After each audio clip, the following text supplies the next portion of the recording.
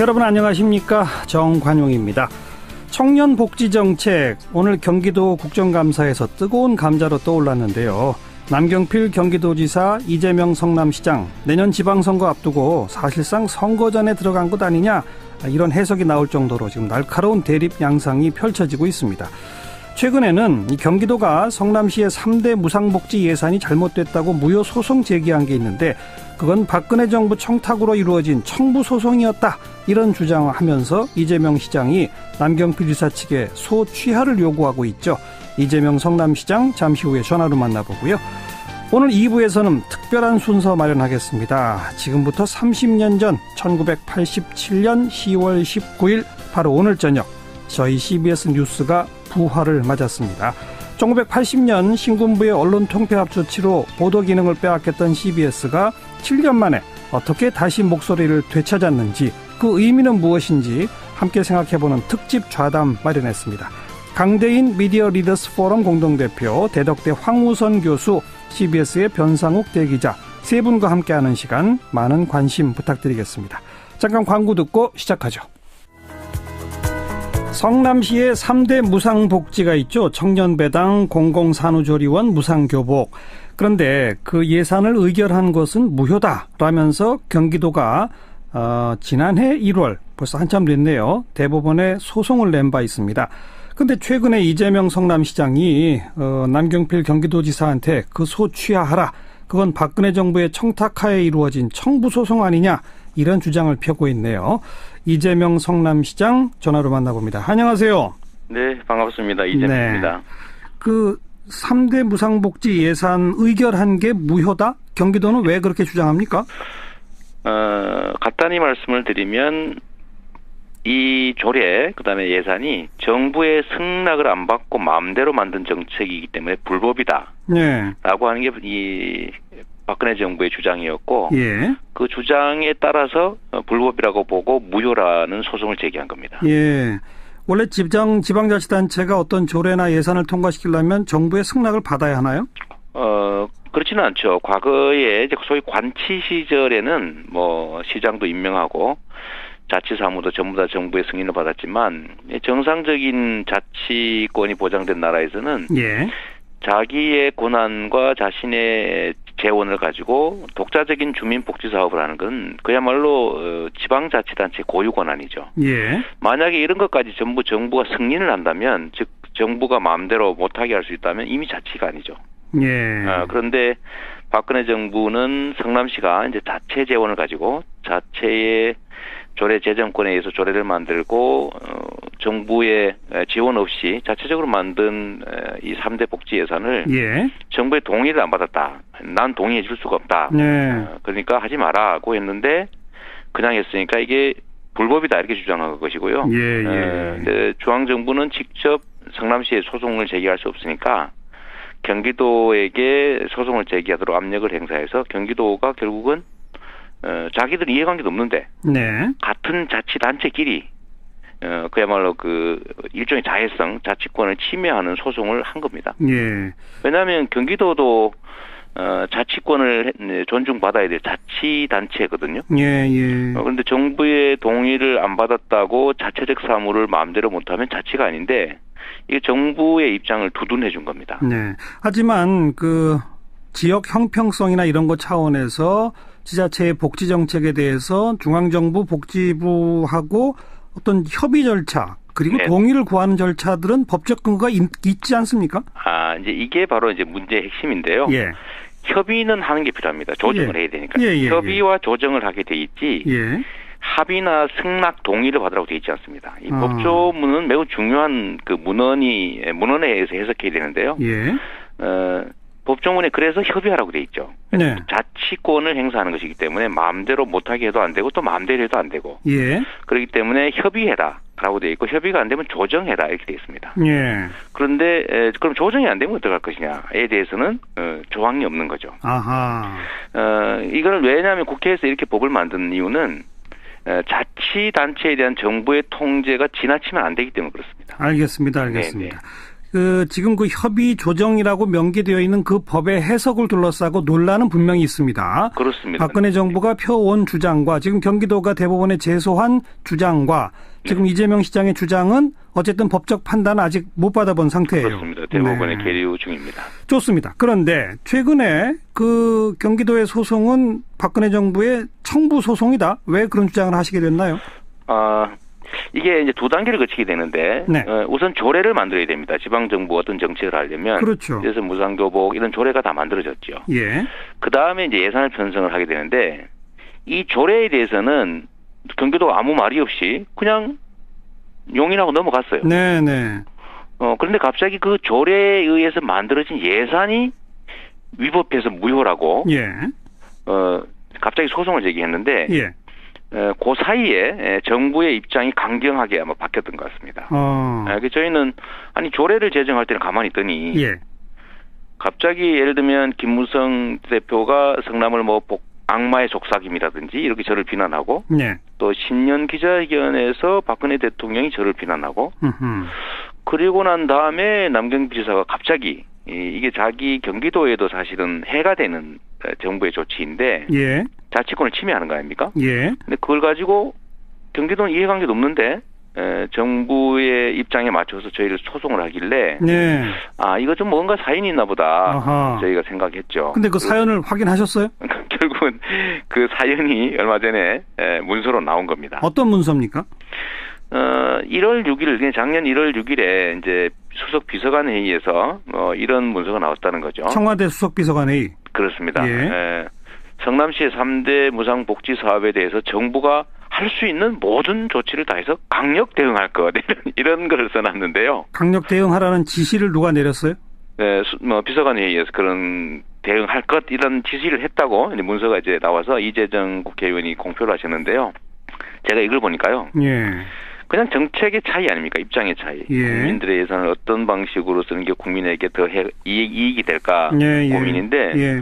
무슨 원수 선멸하듯이 적선멸하듯이 이런 적대감 인부도 있어서 저는 일종의 광기 아니냐 이게 네, 그런 생각이 좀 들었습니다. 그 민주당 이재정 의원이니까 국가기록원에 가서 이렇게 글로 베껴와서 필사해서 그렇습니다. 지금 이것저것 밝혀지고 있는 청와대 이 수석비서관 회의록에 또 하나 이게 등장한 거로군요. 그렇습니다. 2016년 1월 6일 그때는 비서실장 주재회의였어요? 대통령 주재회의였어요? 그건 제가 잘 모르겠습니다. 저희도 이제 나온 것만 가지고 보는 거니까요. 예. 그런데 그게 단순히 이제 내부의 의견 조정 정도였다면 그래도 대한민국 최대 규모의 그 경기도 지사께서 자치단체를 맡고 있는 분께서 갑자기 조례는 문제 삼지 않다가 조례에 의한 예산을 갑자기 소송을 제기하는 이런 좀 모순된 행동을 하지 않으셨을 거라고 보여지고요. 예. 또 한 가지 제가 지적하고 싶은 게 잠깐만요. 2016년 1월 6일 그 회의록에 그게 나와 있고 네. 그다음에 소송을 한 건 언제입니까? 1월 20일인가 이때쯤 했습니다. 1월 16일인가 뭐 그때쯤 시점이 그러니까 바로 그 회의록 나오고 불과 얼마 안 됐다. 며칠 사이. 네, 그렇습니다. 며칠 사이다. 네. 네. 따라서 아마 이 청와대가 남경필 지사한테 지시한 거 아니냐 지금 그렇게 의심하시는 거죠? 지시라기보다는 어쨌든 그 입장을 따라준 것이겠죠. 사실은 그 당시에 저희가 좀 우회적으로 경기도에 이거 사실 자치권을 서로 수호해야 될 같은 자치단체끼리 소송을 한다고 하는 게 결국은 그 자치권을 침해하는 것이고 우리 스스로에게 손해가 되는 것이니 안 했으면 좋겠다고 수차 저도 부탁을 좀 드리고 그랬어요. 지사님한테. 근데 그때 당시에 전에 들은 얘기는 매우 곤란하다 이런 입장이었던 것 같습니다. 네. 그래서 아무튼 그 청와대 회의록이 지금 공개된 걸 보니까 바로 그것에 영향을 받아서 소송 건 거 아니냐. 그래서 청부 소송 아니냐 이 말씀이군요. 네, 그렇습니다. 자해성 청부 소송이라고 제가 자꾸 주장하고 있죠. 네. 그런데 오늘 이제 경기도에 대한 국정감사가 있었습니다. 바로 이게 또 쟁점이 됐는데 남경필 지사는 오늘 국정감사장에서 아니 이거는 법에 정해진 절차를 따라야 되는데 또 박원순 서울시장을 언급하면서 정책을 조금 필요하면 요건에 맞게 수정하면 되는 일인데 왜 법과 절차를 따르지 않느냐. 법과 절차에 위배되는 것 같아서 소송을 낸 거다. 이렇게 주장하는데 어떻게 보세요? 오늘 말씀 중에 아마 이랬던 게 있었던 것 같습니다. 본인이 하는 경기도 청년 정책은 복지부의 승인을 받았다. 예. 근데 뭐 성남시도 승인 받으면 되지 않느냐. 예. 왜 승인을 안 받냐. 이런 말씀을 하셨다고 하는데, 예. 제가 정말 놀라워 물끔할 수가 없어요. 지방자치단체는 자치단체입니다. 그야말로. 예. 자치권을 가지고 있고 그 자치권을 지켜내는 것이 자치단체 책임자의 중요한 역할 중에 하나죠. 예. 마치 국가주권을 외국으로부터 지켜야 되는 것과 비슷하죠. 예. 그런데 예를 들면 정부와 협의하라라고 돼 있는 것을 가지고 협의가 안 됐다고. 협의 조정을 안 했다. 뭐 지금도 조정 중이에요. 왜냐하면 정부가 계속 시간을 질질 끌고 있으니까 아직도 안 하고 있습니다. 계속 계류 중이거든요. 그런데 이걸 마치 승인받아야 되는 것으로 생각하는 것 자체가 정말로 이해하기 어렵고요. 문제다. 승인이라는 표현을 하면 안 되죠. 왜냐하면 남경필 지사께서는 다선의 국회의원이시고요. 예. 법을 만드는 분이셨기 때문에 법률 용어에 대해서 매우 신중해야 됩니다. 알겠습니다. 정부는 알겠습니다. 승인하면 안 되는 거거든요. 네. 승인을 받아야 된다고 생각하는 것 자체가 자치와 관치를 구별하지 못하는 거다. 아무튼 그거는 아까 제가 정리한 것처럼 협의 조정만 명기되어 있는 법조항에 대한 해석의 차이 이렇게 보고요. 네네. 또 하나 남 지사가 오늘 한 발언 중에는 문재인 정부의 보건복지부도 안 된다는 거를 이런 표현이 들어있거든요. 지금 현 정부의 복지부도 경기도 3대 무상복지에 대해서는 안 된다고 하는 입장입니까? 경기도의 청년 정책에 대해서는 복지부가 아마 협의를 해준 것 같습니다. 네. 그러니까 동의라고 해석하면 안 되고 협의를 완결해 준 거예요. 예. 특별히 문제를 발견할 수 없다 이런 뜻이겠죠. 협의를 완결해 줬기 때문에 승인했다고 표현하시는데 이건 승인이 아니고 협의를 절차를 마쳤으니까 하는 거 좋습니다. 그런데 성남시와 관계된 것은 이제 복지부가 이 점에 대해서 이미 이제 협의를 안 해준 거고.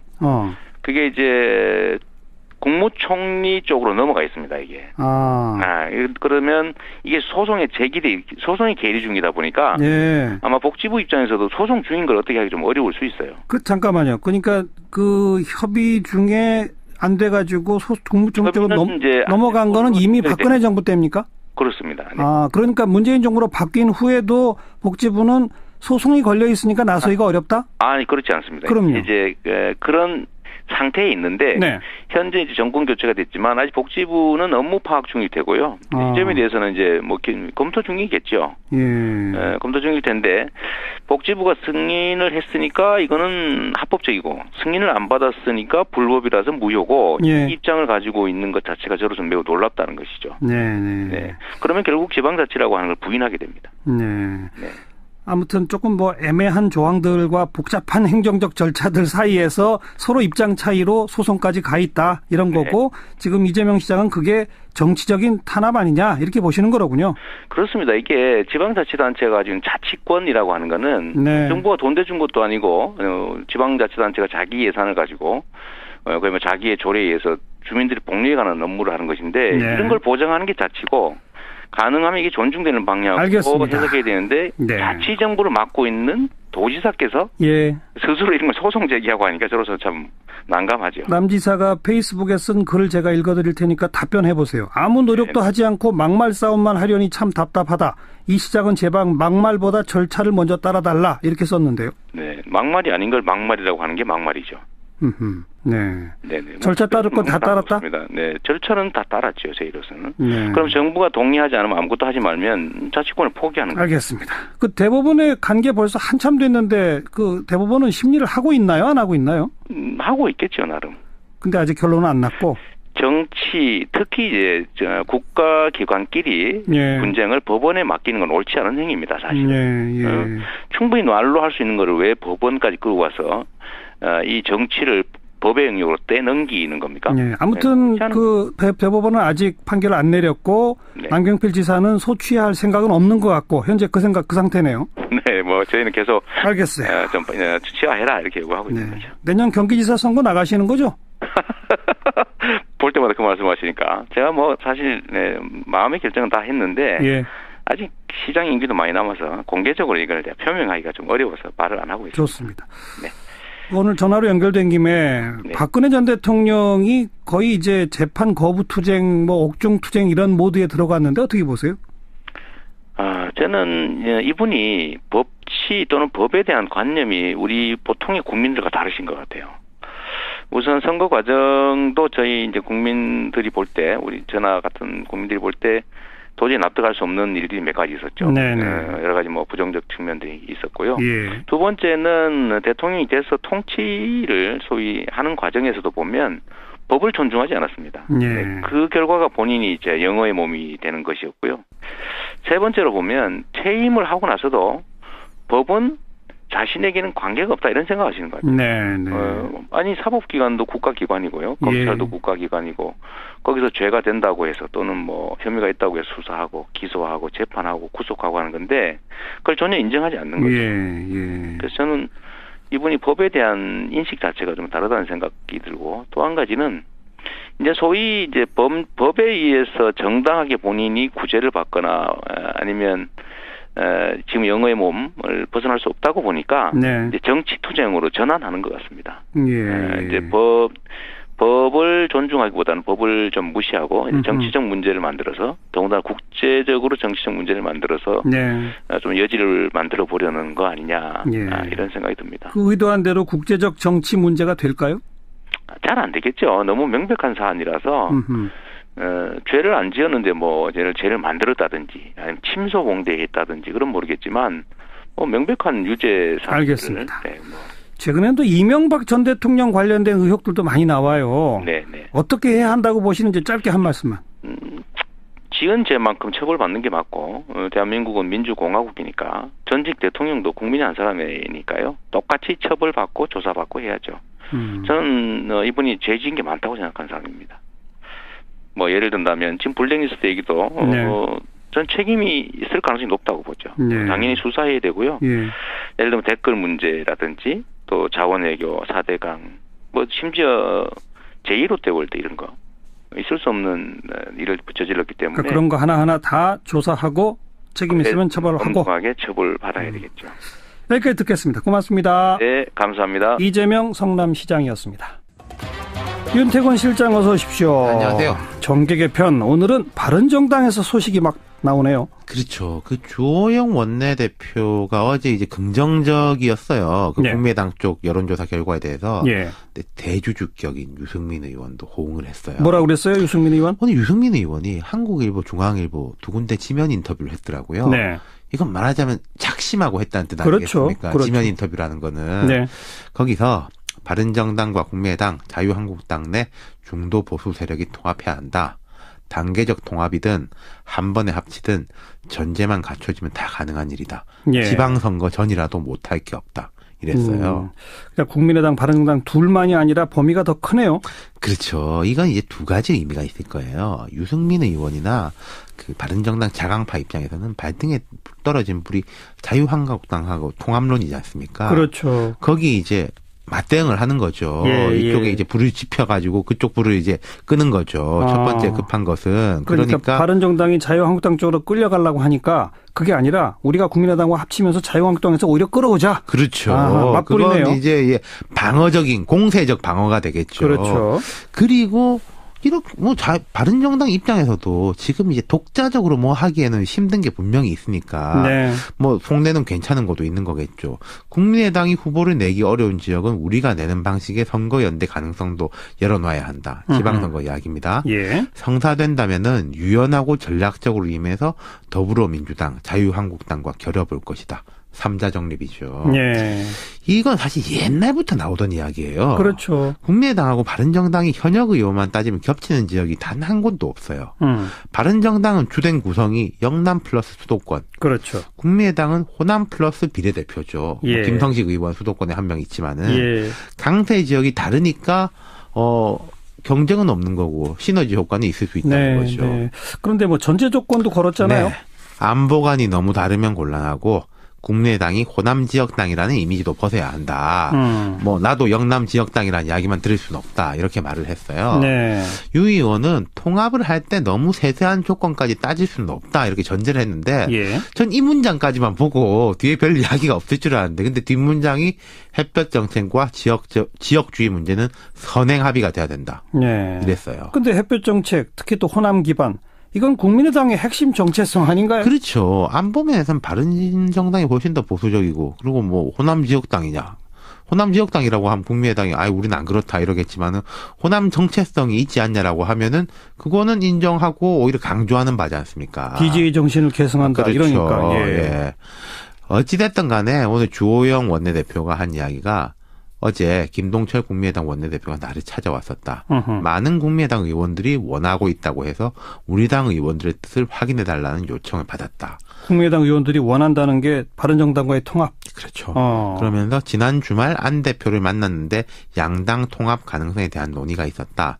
통합 가능성을 타진하고 통합했으면 좋겠다는 뜻을 확인한 정도였고 구체적 절차에 대한 이야기는 없었다. 이렇게 밝혔어요. 점점 군부를 떼서 이렇게 분위기를 만들어가는 분위기인데. 그렇죠. 근데 반발하는 세력도 분명히 있죠. 박지원 전 대표 연일 반발의 제선두에 서 있고 제가 그러고 그분들한테 직접적으로 물어보진 않았습니다만은 천정배, 정동영 이렇게 진보 성향이 강한 호남 출신 의원들이 아마 반대 기류 아니겠습니까? 그렇겠죠. 그리고 동교동 출신 고문단 여기서는 아예 민주당하고 합쳐야 된다. 이런 이야기 하고 있고 이상돈 의원도 방송에서 강하게 반발하더라고요. 예.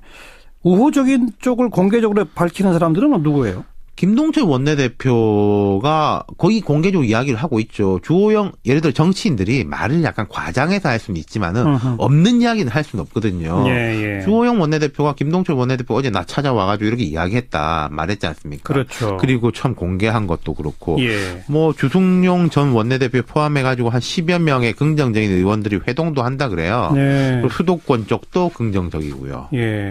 호남 의원 가운데서도 김동철, 주승용 다 호남 의원이잖아요. 그러니까요. 입장이 갈리는 그런 양상이네요. 지금은 그럼 그 세가 팽팽한 거예요? 이게 제가 한 명 한 명을 안 세봐서 잘 모르겠습니다만은 아마도 반대하는 사람, 적극적인 사람, 중간에 관망하는 사람 세 가지 부류 아니겠습니까? 어디든지 간에. 이런 것도 예상 가능해요. 너무 제가 앞서 나가는지 모르겠지만은 바른정당 일부는 자유한국당으로 빠지고 국민의당 일부는 민주당으로 빠지고 나머지들이 합쳐지는 거. 그러면은 그 일부가 과연 어느 규모냐. 아이고, 알겠습니다. 정계개편 얘기는 자꾸 나오니까 뭔가 있긴 있을 것 같네요. 네, 그러게요. 윤태권 실장 수고하셨어요. 감사합니다. 7시 5분 2부에 다시 옵니다.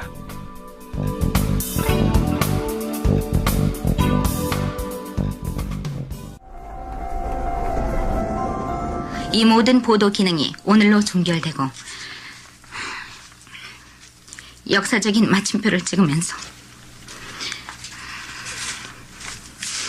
기독교 방송 CBS 보도가 우리나라 방송 언론사의 한 페이지를 차지할 것으로 믿습니다. 그동안 저희 기독교 방송을 아껴주시고 성원해주신 애청자 여러분에게 뜨거운 감사를 드립니다. 네, 청취자분들 깜짝 놀라셨죠? 방금 울먹울먹하며 뉴스 마지막을 장식한 1980년, 그러니까 지금부터 딱 37년 전에 CBS의 마지막 뉴스였습니다. 신군부가 언론 통폐합 조치로 CBS로부터 보도 기능을 강제로 빼앗았습니다. 그 마지막 뉴스 장미영 아나운서의 목소리로 지금 함께 들어보셨고요. 그리고 7년 만에 CBS 뉴스를 다시 살려내라 이런 시민들의 요구로 CBS 뉴스사가 다시 부활하게 됩니다.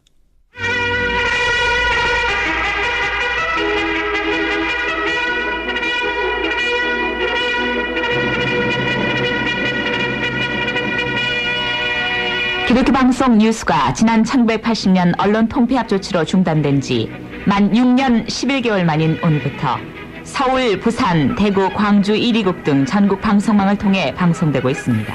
네, 바로 이것이 CBS 뉴스가 다시 살아난 첫날 1987년 10월 19일 지금부터 정확히 30년 전 변춘애 아나운서의 목소리로 부활된 뉴스의 첫 시작을 여러분이 함께 들으셨습니다.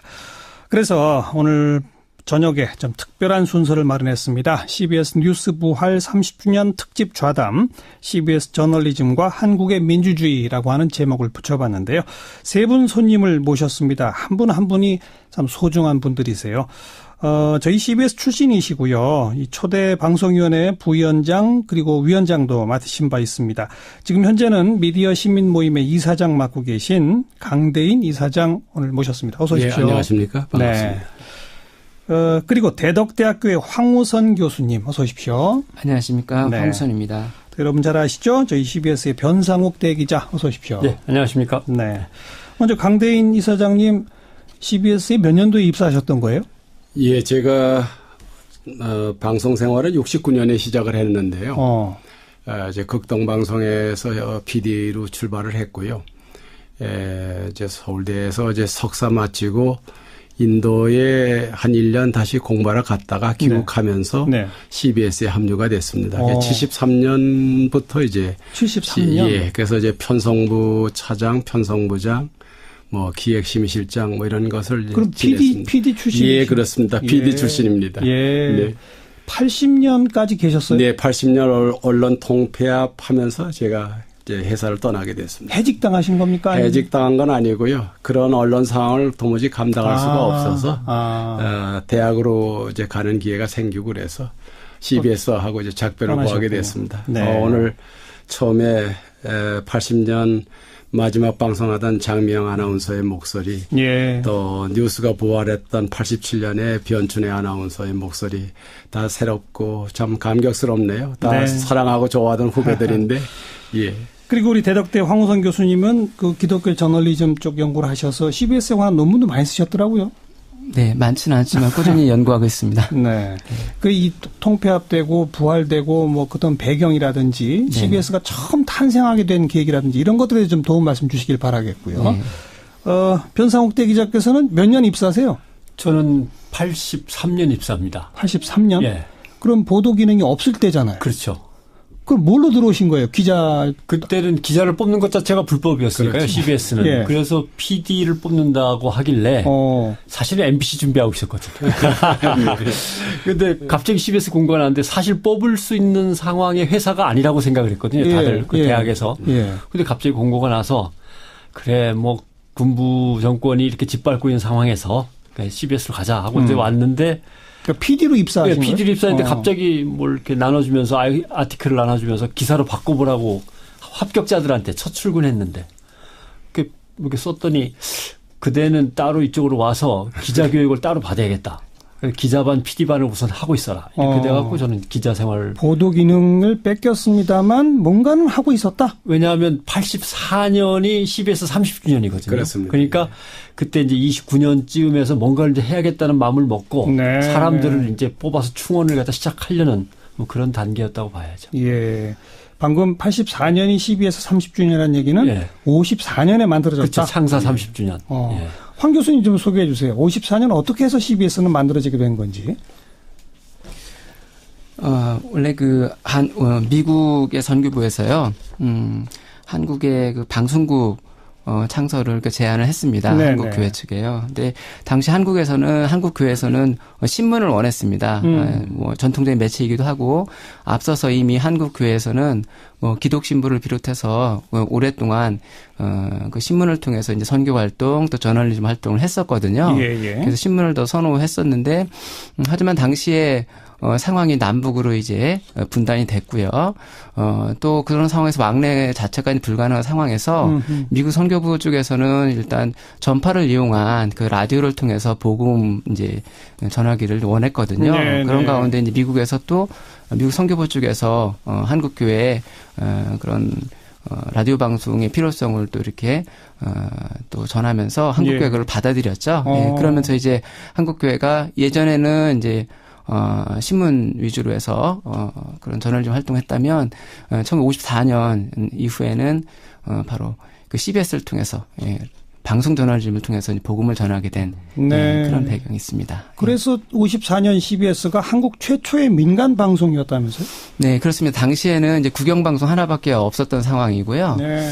그래서 이제 말하자면 독점 방송 이제 그런 환경이었었냐면은 CBS가 이제 기독교 방송이면서 동시에 이제 방송으로는 이제 두 번째로 이제 탄생했기 때문에요. 말하자면 독점 방송 환경이 이제 복수 방송 체제로 방송 경쟁 체제로 바뀌는 그런 한국 방송의 역사에서 굉장히 중요한 그런 역사적인 역할을 하게 됐다고 평가할 수 있습니다. 시작은 미국 선교회 쪽으로부터 제안이 왔고 초대 사장도 미국인이셨다고요? 네, 그 가미도 선교사라고요. 제가 이제 그 부분을 조금 더 보완 한번 해서 말씀드릴게요.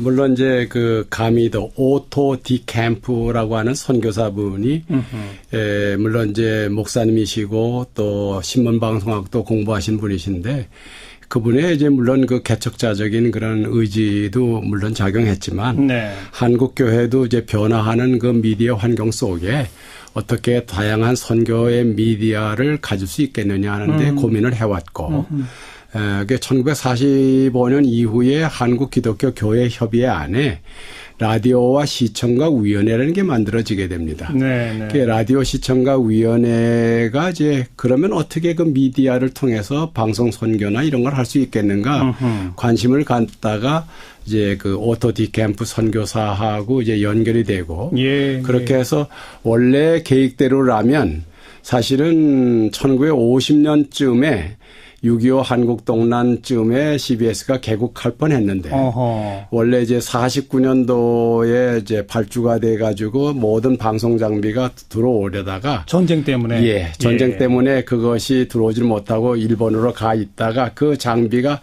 전쟁 이후에 들어와가지고 준비해서 54년 12월 15일이 네. 이제 개국이 된 거니까 알겠습니다. 이제 그런 이제 역사적 과정이 있었습니다. 그 예. 방송 선교라고 지금 몇 분이 칭하셨어요. 방송 선교만 했다면 80년에 신군부가 여기서 보도 기능을 빼앗아갈 이유도 없었던 거 아니겠습니까? 그러니까 물론 첫 출범의 배경은 선교적 목적도 있었으나 방송국이 출범하고 시작하면서부터 곧장 보도 뉴스 저널리즘적 기능도 함께 했던 모양이에요. 네, 처음에 그 정부로부터 인가를 받을 때요. 시사 뉴스를 보도할 수 있는 허가를 받았습니다. 아, 54년 당시부터? 네, 그렇습니다. 네. 사실 그래서 CBS가 말씀하신 대로 선교 방송이면서 동시에 일반 그 방송 저널리즘의 역할을 예. 이미 이제 갖고 시작을 했고요. 예, 예. 사실 그러면 CBS가 왜 뉴스 부활, 보도 부활을 그렇게 원했느냐? CBS는 출발부터 이렇게 저널리즘을 안고 시작했기 때문에 태생적으로 그렇죠. 구성원들 전체가 바로 CBS 정체성의 가장 중요한 부분 중에 하나가 뉴스 보도다 하는 네, 이제 그런 네. 공감대가 있고 네. 그런 일종의 뭐 미션, 어떤 사명의식이 있었기 때문에 이것은 반드시 회복시키고 되찾아야 그렇군요. 된다, 지켜가야 된다. 이제 그런 사명감을 가지고 이렇게 보도 부활을 이렇게 한 것으로 우리가 이해할 수 있습니다. 그러니까 강탈당한 거 맞네요. 첫 출범부터 있었기 때문에. 네, 그렇습니다. 예. 네. 80년 당시의 상황은 아마 강대니 사장님이 가장 잘 아실 것 같은데. 네, 뭐 아까 80년 11월 25일 마지막 낮 뉴스 11시 반 뉴스를 진행한 장명 아나운서의 울먹이는 목소리에 참 CBS를 사랑하는 많은 분들이 아마 가슴을 찡하게 하는 그런 과정이었으리라고 생각이 됩니다. 우선 뭐 언론 통폐합이라고 하는 것은 이제 그 전해인 1979년 12.6 박정희 대통령 시해 사건 이후에 네. 이제 신군부의 등장이 있었지만은 사실은 그 한국 정치사에서는 민주주의의 복원이라고 하는 큰 여망을 이룰 수 있는 그런 계기가 아니냐. 네, 네. 그래서 소위 5월의 봄이라고 하는 그렇죠. 거. 서울의 그래서 봄. 이제 서울의 봄. 그래서 이제 1980년에 새로운 그런 민주적인 정부를 수립하겠다는 꿈들을 가졌고 그러면서 이제 언론들이 그간의 70년대의 그 유신 시절의 암흑한 시절을 보내왔으니까 그렇죠. 이제 제대로 된 소위 자유 언론을 구가할 수 있는 시대로 들어갈 수 있겠다. 이제 그렇게 생각했는데 막상 이제 군부의 그런 좀 그런 공작에 의해 가지고 80년 들어오면서부터 이제 몇 가지 아주 비극적인 사건들이 벌어집니다. 이제 언론인 정화운동 그래가지고 이제 언론인들 비판적 그 활동을 해왔던 언론인들을 신문사나 방송사에서 쫓겨내는 이제 그런 일이 벌어지게 대량 회직. 그러면 약 한 1,200여 명의 이제 언론인들이 이제 쫓겨나는 일이 벌어지게 됐고요. 1,200명이면 참 엄청난 숫자이죠. 예, 그 다음에 이제 그런 강제 해직에 의해 가지고 이제 언론 통폐합이라고 하는 참 이 민주주의 국가에서는 상상도 할 수 없는 일이 벌어지게 됩니다. 네네. 신문사 같은 것이 뭐 한 60여 개 있던 것이 23개로 줄어든다든지. 맞습니다. 뭐 방송국 같은 경우에도 이제 뭐 KBS로 많은 것이 흡수 통합되어 버리는데 가장 저희들이 이제 가슴 아픈 것은 CBS가 1954년부터 정말 한국의 양심적인 목소리를 대변하고 사회 변혁과 이것을 추동해 나는 참 중요한 역할을 해왔음에도 불구하고 그런 언론 보도 기능을 갖다가 단절시켜버리는 그런 일이 이제 군부에서 자행된 거고, 막 그로 인해서 참 그 1980년 11월 그때를 생각하면 아직도 가슴이 벌렁벌렁 거립니다. 네. 뭐 어떻게 저항할 수 없었죠. 그 시점에서는. 그럼요. 신군부가 막 등장하던 때 11월 12일 날 보안사에서 이제 언론사 사주들을 다 소환시킵니다. 그리고 이제 강제로 거기서 다 이제 통합의 지장을 찍게끔 만드는데 아이고. 뭐 그걸 거부한다는 것은 상상도 할 수 없는 일이었죠. 네. 아예 CBS를 문 닫게 할 수도 있었을 텐데 뉴스 보도 기능만 빼앗게 된 무슨 계기는 있을까요? 네. 앞서 강대현 선생님께서 말씀하신 대로 CBS가 이제 양심적인 소리를 이제 냈다고 말씀하셨어요. 사실 이제 그것이야말로 이제 신군부 입장에서는 CBS를 없애고 싶고 또 최소한 네. 보도를 이제 못하게 하고 싶은 이제 그런 이유가 이제 됐습니다. 그래서 저는 이 양심적인 소리를 전 진실 보도로 이렇게 네 글자로 이렇게 표현을 하고 싶은데요. 예. 그렇기 때문에 국민들로부터 CBS는 굉장한 신뢰를 받고 있었고요. 그리고 또 정치 권력에 대한 그 감시견 역할을 통해서 한국 민주화에 계속 기여를 해왔죠. 자, 그런 상황에서 이제 신군부는 어쨌든 CBS의 문을 닫게 하고 싶었지만 그럴 수가 없었습니다. 왜요? 그 이유가 바로 CBS는 그냥 단순한 기독교 방송이 아니라 한국 교회 각 교단들이 연합을 해서 네. 말하자면 창립한 그런 라디오거든요. 그럼 CBS 없앤다는 것은 결국은 한국 교회와의 전면전을 선포하는 건 다름없고요. 기독교 전체와의 그렇습니다. 예. 한국 교회는 또 미국 선교부와 또 연결이 돼 있고요. 그렇죠. 또 미국 선교부는 간접적으로 미국 정부, 직접적으로 국제사회와 연결이 돼 있기 때문에 결국은 CBS를 없앤다는 것은 바로 한국 교회, 또 미국 정부, 또 미국 선교부, 네. 국제사회까지 정면으로 충돌하는 그런 상황이 될 수밖에 없기 때문에 신군부로서는 CBS를 없애지는 못했고요. 네, 그래서 네. 이제 아마도 국립 끝에 종교방송이니까 종교방송 해라. 알겠습니다. 그러니까 보도 빼고 광고용 예. 하지 말아라. 뭐 그러면은 고사 되겠지 아마 그런 기대를 하지 않았을까 생각을 합니다. 바로 그렇게 뉴스 보도 기능을 빼앗겼던 시점에 변상욱 대기자가 입사를 했는데 왜 들어왔을까요? 그런데 지금 자료나 이런 걸 보면 87년 10월이 공식적인 뉴스 부활입니다만 예. 그 기간 동안에도 예. 80년에서 87년 사이에도 끊임없이 뭔가를 했다면서요. 80년에 이제 언론 통폐합이 이루어지고 뉴스 기능을 완전히 박탈당했는데 사고 기록을 보면 81년부터 시작됩니다. 사고 기록? 사고 기록. 그러니까 교계 뉴스와 화제라고 뉴스레이더라는 종합 뉴스 프로그램을 교계 뉴스와 화제라고 하는 프로그램으로 바꿔서 이름은 교계 뉴스로 매일 교계 뉴스를 하는 것 같지만 사실은 개신교가 민주화 운동의 핵심 세력으로 등장했기 때문에 그렇죠. 늘 민주화 운동 얘기를 할 수 있는 상황이 되는 거죠. 그러네요. 예, 그렇죠. 이름은 교계 뉴스인데 예. 뭐 왜냐면 NCC를 중심으로 거기에 인권위원회도 다 있고 한국 기독교 사회 문제 뭐 연구하는 파트도 와 있고 그렇죠. 그다음에 청년들 KSCF나 EYC 같은 청년 민주화 운동 단체까지 다 들어와 있으니까 그게 다 기독교권이었으니까 그 소식을 전하면서 그런데 뭐 이틀 하다가 잘립니다.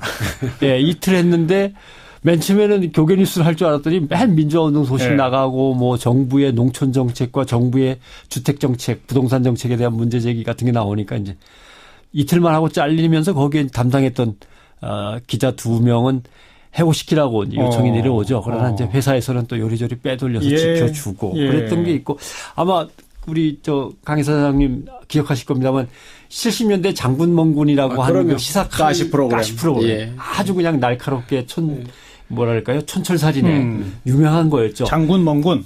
장군멍군이 아주 10분짜리 가시 프로그램이었는데 70년대 박정희 정권이 제일 싫어하던 것 중에 하나인데 그게 세상만사라는 이름으로 80년대 살짝 바뀝니다. 네. 그러다가 또 야, 왜 시사 가십을 하냐 그러니까 이거 눈을 들어 하늘 보라. 신앙 가십이다. 거짓말을 해가면서 계속 이름을 바꾸는군요. 예, 이름을 바꾸고 CBS 논단이라고 이제 그 시사적인 이슈를 가지고 대중들을 모아놓고 강연하던 프로그램이 있는데 그거는 또 문화강좌라는 이름으로 바꿔가지고 교양 프로그램이다. 이렇게 해서 계속 모습을 바꾸면서 어떻게든 버텨내죠. 시사 분야에서. 그러다가 이제 제가 막 입사했을 때입니다만은 83년 가을에 월요 특집을 준비하기 시작합니다. 월요 특집? 예. 그것은 사실 그 당시만 해도 청취자들이 방송국하고 소통하는 거는 엽서로 신청 사연을 보낸다거나 그거죠. 전화로 신청곡을 얘기해서 신청곡을 틀어달라고 한다거나 그 정도였는데 이건 너무 일방향적이고 하향적인 것이다. 새로운 수평적인 커뮤니케이션의 대세다라고 하면서 김관석 사장께서 그걸 주창을 하셨어요. 그래서 전화 참여 프로그램? 쌍방향으로 직접 청취자가 언론을 통해서 세상에 하고 싶은 말을 하고 세상 이야기를 청취자들한테 또 이슈로 전해주고 그래서 일주일에 2시간씩 하던 건데 거기에서 이제 또 사고가 많이 벌어지죠. 예를 들면 뭐 전두환으로 시작해서 이순자로 끝나는 그따위 뉴스라든가 이런 발언이 나가서 이제 또 뭐 제작진이 또 다 바뀌고. 그때는 사실 그 군부 정권에서 모든 언론 보도들을 다 모니터하고 그렇죠. 보도 지침에 의해서 통제하고 하던 그런 시절인데 그런 얘기가 나가고 그다음에 이제 87년 1월에는 박종철 씨 고문치사 사건 때 2시간을 준비했다가 정부의 압력으로 방송을 중단시키라는 이제 지시 때문에 간부들이 아마 그런 지시가 있었겠죠. 간부들이 갑자기 나서서 방송 몇 시간 전에 2시간짜리 방송 못한다. 음악이나 틀자라고 했는데 이제 평직원들이 그럴 순 없다라고 해서 간부들을 또 밀어내고 방송실을 어떻게 보면 점거농성인데요. 점거농성하면서 생방송을 진행하기도 하는 사건. 그런 것들이 계속 이어지면서 오히려 그 암흑기에도 이제 청취자들의 신뢰, 국민의 신뢰는 계속 쌓여가는 거죠. 네. 특히 암흑기일수록 용기 내서 그런 거 한다는 것 자체가 그렇죠. 불가능하거나 어려웠을 텐데. 어떻게 보면 블루오션 아닌가 모르겠어요. 다른 데는 아무 데도 안 하니까 하면은 이제 튀는 거예요. 지금 와서야 이제 뭐 이렇게 쉽게 말하지만 그냥 사고라고 표현하지만 사실 1980년 이제 그 언론 통폐합 조치로 CBS의 그 보도 기능, 뉴스가 없어졌다고 하는 그것으로만 보는 게 아니라 광고 방송이 중단돼 버렸거든요. 그러니까 이제 1980년까지 CBS가 이제 종합 편성을 해가지고 뭐 뉴스, 음악, 오락, 뭐 교양, 뭐 여러 장르의 프로그램들을 이제 다른 그 일반 방송과 똑같이 해왔던 거였으니까. 그래서 이제 운영비의 거의 90%를 광고에 의존해 왔었어요. 그런데 그 광고 재원이 끊어져 버리니까 결국 한국교회의 후원과 이제 그 선교 헌금으로 운영할 수밖에 없었으니까. 그렇죠. 남아있는 그 직원들이 물론 이제 그런 프로그램의 어떤 변형을 통한 투쟁도 해야 되지만 정말 그 허리띠를 졸라매야 되는 그런 어려운 실현의 과정을 7년 동안 거쳐왔으니까 뭐 어쩌면은 그것이 광야의 40년하고 비유될 만한 아마 그런 어려운 과정이 아니었을까 생각이 되네요. 그러네요. 말씀하신 액수가 한 45억 정도의 예산인데 거기에서 90 내지 95%가 광고인데 광고를 갖다가 중지시켜버렸으니까.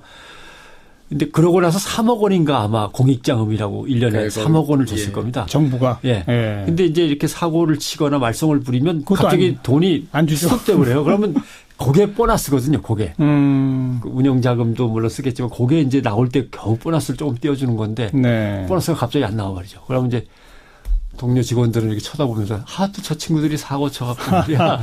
안 나온대, 뭐 이러면서. 그리고 황우선 교수께서 60, 70년대 그리고 87년 이전까지. 한국 언론에서 CBS의 어떤 위상이랄까, 역할이랄까? 그걸 좀 정리해서 말씀해 주신다면. 창립 이후로요, 박정희 정권 시절이나 또 전두환 정권 시절에, 꾸준히, CBS가 그 양심의 목소리 또 진실 보도를 꾸준히 해왔고요. 특별히 그 1972년 유신체제가 이제 선포되고, 또 언론으로서는 더없이 이제 굉장히 어려운 그 상황을 맞이했을 때, 그 언론인으로서는, 첫 번째 구속 사건이 바로 조성호 PD, 우리 CBS PD가 이제 구속이 됐죠. 그래서 개헌법 위반으로 구속이 돼서 징역을 6개월이나 이렇게 살았던 것으로 이렇게 알고 있습니다. 그런 후에 당시 이제 오재경 사장 이제 임기였었는데 당국에서는 당연히 즉각 해고하라고 이렇게 통보를 했고요. 근데 오재경 사장께서는 CBS 사장 이전에 자유당 정권 시절과 또 박정희 정권 시절에 한동안 공보 관련 그 장관을 역임을 하셨죠. 그랬어요? 네네. 그러시면서 상당히 입 바른 소리를 잘 하시고 굉장히 강직하셨던 때문에 이제 물러나신 상황이신데, 그분이 사장이시면서 조성호 PD를 이제 해고하라고 통보 받았을 때, 조 PD를 불러서, 예. 그만두라고 얘기한 게 아니라, 더 열심히 해라. 이렇게 격려를 하셨다 그래요. 네, 네. 그래서 또 그에 앞서서 또 이제 가미도 선교사인 창립자이신데, 그분은 이제 1960년에 4.19 이제 혁명이 일어났을 때, 예. 당시에 방송이라고는 두 개밖에 없는데, 국영방송과 CBS인데, 그렇죠. 국영방송에서는 그 현장 취재를 할 수가 없잖아요. 못하죠. 안 하죠. 네. 그때 이제 당시에 CBS에 보도국도 없었고, 기자도 없었는데, 가미도 사장께서 이 전체 직원들, 뭐 성우, 국회의원들, 뭐 이런 직원들까지 다 포함해서 다 현장에 보내서 그 취재하게 하시고 또 그걸 가지고 또 보도하게 해서 국민들이 궁금한 것을 이렇게 전하게 하고. 4.19 혁명의 현장 보도. 네네. 네, 그래서 당시에 국민들이 이제 CBS 다이얼을 이렇게 돌리면 그 4.19 소식을 이제 알게 됐던 거죠. 근데 저는 이 CBS가 이러한 그런 양심의 소리를 또 진실 보도를 꾸준히 할 수 있었던 데는 초창기에 이런 가미도 선교사나 또 오재경 사장 같은 분들의 어떤 경영인으로서의 그런 철학, 아주 저널리즘 철학, 또 뭐 이런 것이 굉장히 중요한 뿌리가 됐다고 봅니다. 예, 특별히 예. 가미도 사장의 성품이 굉장히 중요하다고 생각을 한 것이요. 그분이 일제 강점기에 이제 아버지 대를 이어서 선교사로 왔는데. 그때 청주에서 이제 사역을 한 것 같습니다. 그래서 주일날 설교를 하는데, 당시에는, 그 일제가 그 한국인들에게 신사참배를 강요하던 시기였어요. 네, 네. 그런 상황에서 주일 설교에 신사참배를 정면으로 비판했습니다. 이게 발각이 돼서 이제 일경에 체포가 됐고요. 붙잡혀 갔죠. 그때가 본인으로서는 굉장히 젊은 시절이고 또 신혼 초기였어요. 그런 상황에서 재판을 받게 됐는데, 기록에 보니까 한겨울인데 맨발이었어요. 법정에 섰는데. 네. 또 포승줄로 묶였고요. 죄수복을 입고, 결국은 징역 5개월을 살고 이제 미국으로 쫓겨났습니다. 한마디로 굉장히 정의로운 분이었다. 당시에 뭐 일제로부터 굉장히 많은 압박을 받았음에도 불구하고, 그런 개의치 않고, 이것은 기독교 정신이기도 하고, 또 저는 그 세계 시민주의 정신에 기초가 됐다고 생각합니다. 네. 이제 그런 정의로운 분들이 또 오재경 사장의 어떤 그런 언론에 대한 투철하는 그런 전림 정신, 이런 것이 기초가 돼서 CBS가 출발부터 그런 공정한 보도, 진실 보도가 가능했다, 이렇게 네. 이해를 하고 있습니다. 우리 강대인 이사장님, 변상욱 대기자 입사했을 때 이제 또 선배들한테 이런저런 전설을 듣기도 하고 무슨 교육도 받고 그러잖아요. 딱 들어오면 그런 교육이 있었어요? 여기는 이런 곳이다. 뭐라고 그래요? 뭐 그런 교육이 딱히 있었다기보다는요. 분위기 자체가. 분위기가. 그러니까 항상 뭐 비판적인 그런 언론으로서의 그 자세를 견지하지 않고서는 뭐 CBS에서 생존할 수 없는 그런 분위기였으니까 그것은 보도국이나 편성국이나 동일한 분위기였고요. 네, 그래서 이제 그 보도의 기능이라고 하는 것이 단순한 이제 뉴스 프로그램만으로 이루어지는 것은 아니잖아요. 그렇죠. 물론 이제 조금 전에 우리 이제 황 교수도 말씀하셨지만은 CBS가 이제 처음에 1954년에 뉴스 프로그램을 했지만 그 당시에 뉴스 기능이 어떻게 했냐면 KBS 뉴스를 15분씩 받아서 냈어요. 처음에는? 예, 처음에. 그러다가 이제 57년부터는 어떻게 하게 되냐면은 VOA 뉴스, 미국의 소리 방송을 중계를 하게 되는데. 보이스 오브 아메리카. 예, 보이스 오브 아메리카.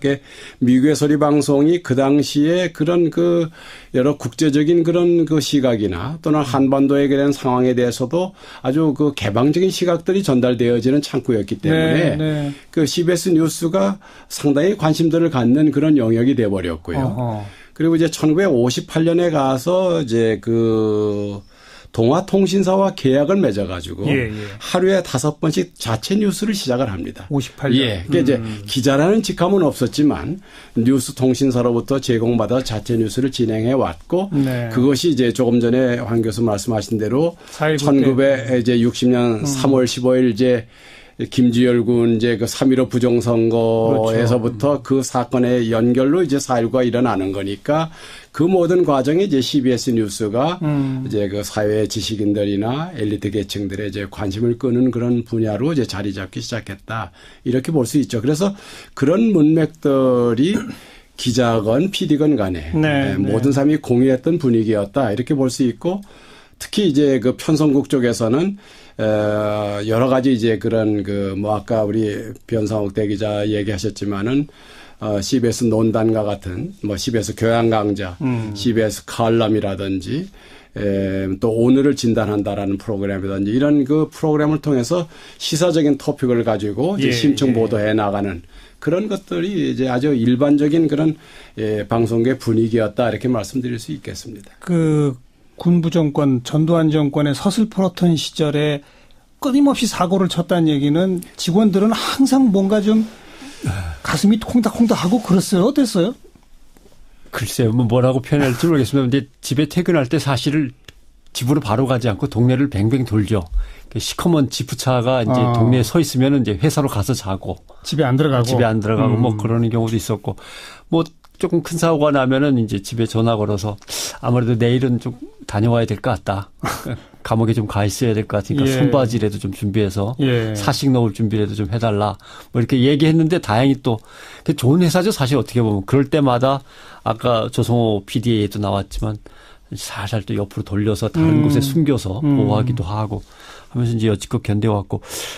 강 이사장님 말씀에 뒤를 잇자면 80년대 분위기는 또 거기에 새로운 것이 더해집니다. 왜냐하면 다른 파트가 다 없어지고 선교 파트만 남게 된 거잖아요. 그렇죠. 프로그램에서. 그런데 그 와중에 어떤 거냐 하면은 구약성서에 나오는 예언자적인 사명. 시대와 민족을 올바르게 해서 하나님 앞에 내놔야만 된다.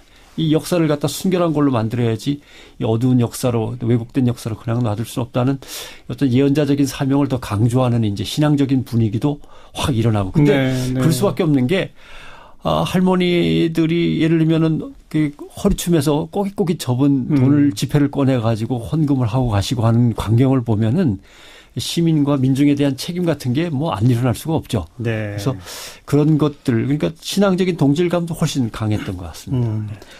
지금 CBS 뉴스 부활 30주년 특집 좌담 CBS 저널리즘과 한국의 민주주의 함께 듣고 계신데요. 너무 우리가 자화자찬만 하는 것 같은 감이 갑자기 듭니다.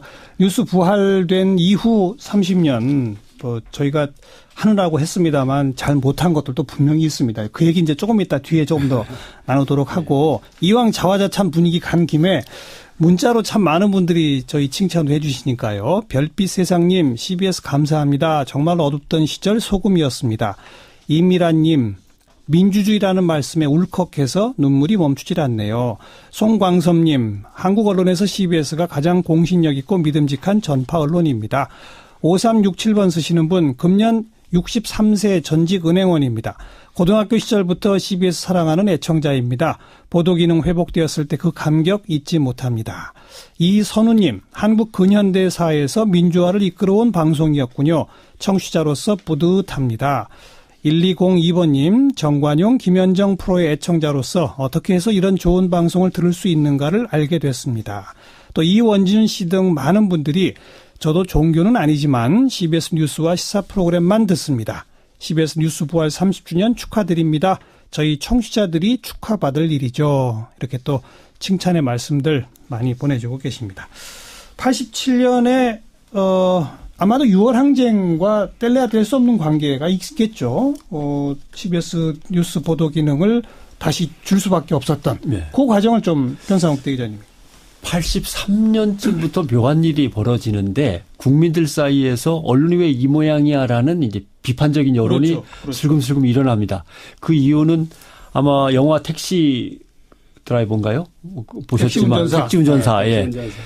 어떻게 된 건지 광주에서 찍은 그 독일 기자의 비디오 테이프가 몰래 세상에 돌아다니기 시작하고 골방에 모여서 그걸 함께 시청하고 하면서 우리가 얼마나 속고 있었고 우리를 속인 것은 물론 군부 정권이겠지만 군부 정권에 유착되어 있는 언론사들이 우리를 깜짝같이 속였다는 이제 반성과 분노가 일면서 KBS 시청률 거부 운동이라는 게 벌어지죠. 아, 맞아요. 예. 맞아요. 그러면서 한쪽에는 KBS에 대한 거부 운동인데 한쪽에 보니까 CBS가 그때는 이제 기능을 정상화해야 된다고 몸부림치기 시작하니까 그래 CBS 뉴스 같은 걸 살려내야 되는 거 아니야라고 하는 운동이 또 이제 벌어지고 그래서 두 개가 어떤 복선을 그리면서 얽히면서 같이 이제 발전해 나가죠. 그래서 CBS 기능 정상화 운동은 국회 청원 운동으로 국회 청원 운동에서 다시 범국민 서명 운동으로 가고 KBS 시청료 거부 운동은 시청료 거부 운동 플러스 시청 거부 운동으로 발전해 가고 그러면서 그게 86년, 87년으로 확 국민들을 갖다 이제 몰고 가죠. 그러면서 맨 처음에 권인숙 씨 성고문 사건 거기에서 분노가 터지고 박종철 씨 고문치사 사건에서 분노가 터지고 그렇죠. 이한열 사망 사건에서 분노가 터지고 하면서 6월 항쟁으로 가는 거죠. 네. 예. 그 중간에 또 아마 80년에 집단을 해고당했던 해직 언론인들의 어떤 모임, 해직 언론인들의 투쟁 이런 것도 또 있었고요. 예, 그러니까 이제 1980년에 이제 대량 해직된 언론인들이 언론운동협의회라는 걸 이제 만들게 되고요. 이제 거기에 기관지 성격으로 말지라고 하는 이제 출연을 하게 되어지는데 이제 말지가 그간의 세상에 그 드러나지 않았던 사건들에 대한 것들, 특히 이제 보도 지침 문제를 폭로한다든지 이런 일들이 이제 그 민주 언론의 필요성들을 이제 절감하는 어떤 분위기를 만들어 가게 되고 조금 전 이제 변상욱 대기자 말씀하신 대로 이제 그 KBS 시청료 거부 운동이라고 하는 게 이제 처음에는 뭐 이렇게 그 종교기관에서 출발한 뭐 YMC라든지 이런 데서부터 아주 조금 조그맣게 시작했지만 그것이 85년, 86년 오면서부터 이제 아주 거대한 물결로 가게 되어지면서 이제 그 사회 변혁을 이제 추동해내자면 안 되는 어떤 그런 분위기로 가게 되는 거죠. 이제 그게 아마 가장 큰 극적인 그런 전기가 저는 이제 80년 4월 13일에 전두환 씨가 4.13 호헌 조치라는 걸 발표합니다. 그렇죠. 이 저도 사실 그때 대학 교수로 있으면서 호헌 조치에 대한 걸 비판하는 글을 쓰고 아까 변 기자처럼 저도 이제 다음 날은 아마 어쩌면 감옥에 가 있을지도 모른다고 그랬는데 다행히 감옥에 가지 않았습니다만은 그때는 전국 대학 교수님들이 호헌 반대 시위에 다 나섰었어요. 다 나서 있었고요. 뭐 이제 그렇게 해서 결국은 이제 그때 이제 그 민주화 교수협의회 제가 이제 창립 멤버인데 그렇게 해서 출범이 됐고 또 각 대학의 이제 대학 민주화, 사회 민주화를 위해서 교수협의회 운동들이 생기게 되고 그랬는데 막 그런 것들이 이제 응집되어진 결과가 87년 10월 19일 CBS 뉴스의 부활이라고 하는 막 이런 것 물론 내부적인 어떤 동력과 또 외부적인 조건들과 이런 것이 함께 어우러진 것이 아닌가. 그리고 이제 그 당시 6.29 선언이 있고 그에 또 대선을 앞두고 정권 차원에서도 이게 조금 안 달라질 수가 없었던 뭐 그런 그 배경도 있다고 봐야죠. 예를 들면 80년에 해직된 해직 언론인들이 이제 협의체로 뭉치고 거기에 이제 동아투이, 조선투이가 또 함께 뭉쳐지고 결합하고 그게 말지가 생겨나고 말지에서 이제 86년 9월이죠 아마. 보도지침 폭로 사건이 뻥 터져 나오면서 우리가 어떤 식으로 서가왔구나라고 국민들이 이제 명확하게 깨우치면서 언론을 그다음두면 안 된다 해서 민주화 운동의 한 갈래로 언론을 갖다 정상화시키는 운동이 확 불이 붙죠. 황 교수님이 좀 정리해 주시면 뉴스 보도 기능의 회복 어떻게 가능했느냐?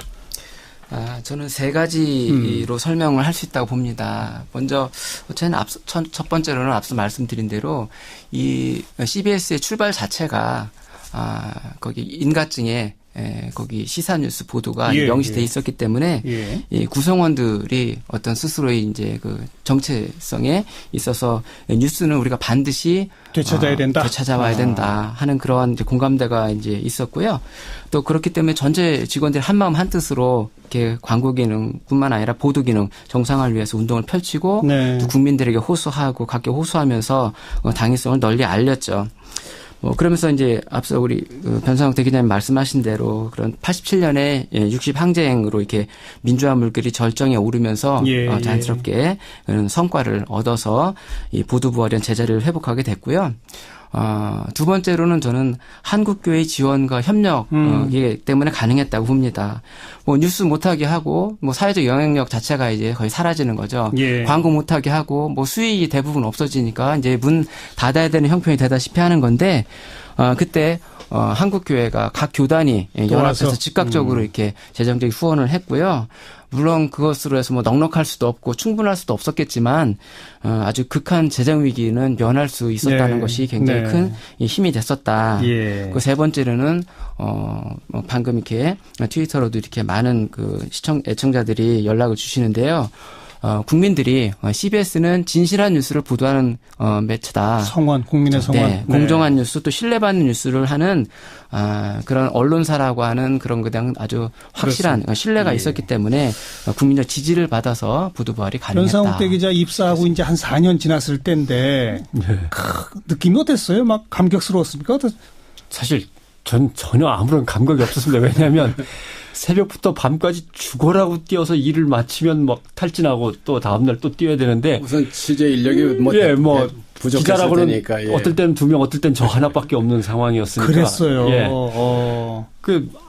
이걸 시대적으로 이렇게 천천히 들여다보고 뭐 정리를 할 수 있는 막 여건도 아니었는데 아무튼 막 그 취재차 타이어에서 타는 냄새가 이렇게 나도록 뛰고 돌아와서 기사 마감시키고 다음 날 뭐 나갈 방송 편집하고 하다 보면 하루가 가는 건데. 그리고 바로바로 이제 기자들도 좀 채용하고 했습니까? 어떻게 됐어요? 맨 처음에 이제 87년 6.29 선언 나고 한 몇 주 있다가 9월 제 기억으로는 9월 14일 같습니다. 5시간 생방송을 하죠. CBS 뉴스 기능을 왜 빨리 회복시키지 않느냐. 그러면서 5시간 생방송 뒤에 이제 한 6분 30초에 걸친 기습 뉴스 허가받지 않은 사실 방송사 허가 취소 상황입니다. 이렇게 마구 뉴스를 내보낸다면. 불법 뉴스. 불법 뉴스를 일단 내보냈고 그러고 나서는 바로 시켜줄 줄 알았더니 또 뭐 미적미적 자꾸 기다리라 그래서 이제 기다리고 그러는 사이에 경영진이 이제 바뀌었죠. 바뀌면서 10월에는 된다라고 해서 기다렸다가 10월 19일 날 뉴스를 부활시키고 바로 준비를 해서 11월에 시험 공고를 냅니다. 모자라는 인원을 채용하기 위해서. 그래서 87년 12월 1일부로 이제 한 30명의 새로운 인원이 들어오고 그다음에 해를 바꾸면서 KBS에 갔던 선배들이 돌아오시고 그다음에 타 회사에서 이제 특채로 사람들을 채우고 해서 7년의 공백을 뭐 급히 메꾸느라고 달렸죠. 그러면서 이제 뉴스가 정상화되고 또 각종 시사 프로그램들도 또한 또 시도되고 아마 청취자분들 모르시겠지만 저도요 CBS에 처음 방송한 게 88년 그때예요. 아마 오늘을 생각하며 내일을 생각한다가 그때 쭉 이어지면서 아마 출연했을 그때 그러니까 아침에는 오늘을 생각하며 밤에는 내일을 생각한다 해서 15분짜리 두 사람이 대담하는 프로가 있었습니다. 그게 고정 진행자가 아니고 2명을 매일 이렇게 바꿔가면서 하는데 제가 거기에 이제 처음 출연하기 시작을 한 거예요. 어떨 때는 제가 약간의 그 진행 비슷한 역할을 하면서 지금은 작고하신 김근태 전 의원, 이부영 전 단의장 뭐 이런 제아의 거목들하고 대담을 나누기도 하고 뭐 그런 등등의 시도들이 쭉 이어지다가 1990년에 지금 여러분 듣고 계신 이 시사자키 오늘과 내일이라고 하는 이름으로 처음 생겼습니다. 예, 그렇게 됐습니다. 그 월요 특집을 살려나가기 위해서 월요일은 월요 특집을 하고 그 뒤에다가 시사교양 프로그램을 붙이다가 결국은 그게 이제 시사자키로 발전을 하게 되죠. 네. 1990년 만들어서 지금까지 시사자키는 계속 CBS의 저녁 시간을 책임지고 있고요. 처음 90년에 시사자키가 시작했을 때부터 제가 거의 한 4년 동안 매주 한 번씩 고정 출연하는 정치평론 담당자였습니다. MC는 여러 사람 갈아치웠는데 저는 몇 년을 계속 했어요. 저도 시사자키랑 또 CBS랑 보면 참 인연이 깊어요. 그러네요. 뭐 CBS 하면 정 선생님 생각나고 정 선생님 하면은 CBS 생각나고 그렇게 됐습니다. 지금도 직원으로 알고 계신 분들도 꽤 있을 것 같은데. 자, 뭐 자화자찬 겸 홍보 겸 뭐 다 했으니까요. 이제 좀 쓴소리도 듣겠습니다. 30년 뉴스 부활하고 우리가 꼭 잘한 것만은 아니지 않습니까? 밖에서 보시면서 우리 강대인 이사님 어떠셨어요? 글쎄요, 뭐 제가 CBS 안에 있었던 사람 입장에서 쓴소리 한다는 게 참 쉽지는 않은데요. 우선은 뭐 이런 걸 먼저 이해하고 가셔야 될 것 같아요. 처음에 이제 CBS가 방송을 시작할 때도 뉴스를 내보내야 되지만 자체적으로 뉴스를 제작할 수 있는 인력이나 기술력 같은 것들을 확보하지 못했었다는 점이고요. 이제 그런 것이 70년대 이제 일반 방송과 경쟁을 하던 시대에서도 네. 역시 이제 열악한 인력 사정이 이제 아주 발목을 잡아오죠. 그래서 이제 기자들에 대한 이제 재훈련 과정이라든지 네. 또 이제 부족한 어떤 그 기자재 문제라든지 예를 들면은 이제 뭐 취재할 수 있는 이제 그런 이제 장비들이 뒷받침되지 못했다든지 이런 여러 가지 어려움들이 뭐 상존했었고 막 그 이후에 특히 이제 뉴스가 부활한 그 이후에도 이제 CBS의 재정적인 형편 때문에 쉽지 네. 않았던 거니까 그런 거를 감안해 봤을 때 그래도 그 뉴스 기능을 살리기 위해서 애쓴 분들의 노고를 우리가 잊어서는 안 되겠다. 이런 예. 생각을 갖게 됩니다. 예. 다만 이제 뉴스라고 하는 것은 무엇이 뉴스냐 이렇게 이제 우리가 묻는다면 뉴스를 결정하는 뉴스 가치들이 있습니다. 그럼요. 일반적으로 이제 서양에서 사용하는 뉴스 가치들을 그냥 우리가 그대로 사용합니다. 시의적절한 것이냐, 네. 또 이게 얼마나 영향력이 있는 것이냐, 또 사람들의 관심을 끌만한 것이냐, 또 이게 규모가 어느 정도가 돼서 정말 충격적인 것이 될 수 있겠느냐, 뭐 이런 것들이 뉴스를 결정하는 일반적인 뉴스 밸류라고 그렇게 부르는데, 그러나 이제 그런 것에 매달리 보면 그건 뭐 서양 언론의 그런 판박이밖에는 다름이 아니죠. 네. 그러니까 CBS 그러면 이건 하나님의 어떤 말씀을 이 땅에 어떻게 실현해 가는 그런 그 궁극적인 사명을 가지고 있는 기관이니까 사회 현상을 바라볼 때도 무언가 다른 사람들이 또는 다른 매체가 바라보지 아니하는 관점에서 바라보는 노력. CBS만의 관점. CBS만의 관점을 찾아내고 그것을 발굴하고 개발해 나가야 되는데 과연 그런 노력들이 정말 그대로 다 따라왔겠느냐. 알겠습니다. 하는 점에서는 좀 한번 돌아봤으면 하는 생각이 듭니다. 끊임없이 우리가 되돌아보고 또 노력해야 할 대목 마지막으로 말씀 듣도록 하고요. 우리 황우선 교수께는 마지막 말씀으로 언론 환경이 또 급격하게 변화하고 있지 않습니까? 그 속에서 라디오 방송으로서의 어떤 한계랄까 이런 것도 뚜렷한데 거기에 네. 좋은 말씀 짧게 한 말씀만 좀 청할게요. 이제 뭐 1인 미디어 시대라고 이렇게 표현을 합니다. 뭐 디지털 뉴스 생태계가 이렇게 등장하면서 이런 나타난 변화인데요. 이제는 뭐 누구나 기자가 될 수 있고 또 누구나 이렇게 인터넷 신문도 이렇게 만들 수 있는 그런 시대가 됐습니다만은 그러면서 이제 이 언론사들이 아주 무한 경쟁으로 이렇게 내몰리고 있고요. 여기서 큰 문제가 생기고 있는 것이 언론의 뉴스 기능, 이 저널리즘 역할이 상당히 후퇴하는 그런 현상이 나타나고 있습니다. 네. 특별히 저널리즘의 고유 영역이라고 할 수 있는 그런 환경 감시 기능, 감시견 역할과 또 그 언론사 영업행위의 구분이 아주 모호해져가는 그 경향도 있거든요. 그래서 앞서 우리 CBS가 이제 민주화를 이루는 과정에는 뭐 우리나라 언론 모두의 이제 공통 목표가 정치 권력으로부터 어떻게 언론의 자유와 독립을 얻어내느냐가 이제 큰 과제였다면 오늘날에는 이제는 광고 권력으로부터 그렇죠. 어떻게 저널리즘을 지켜 나갈 것이냐가 아주 큰 과제가 됐거든요. 네.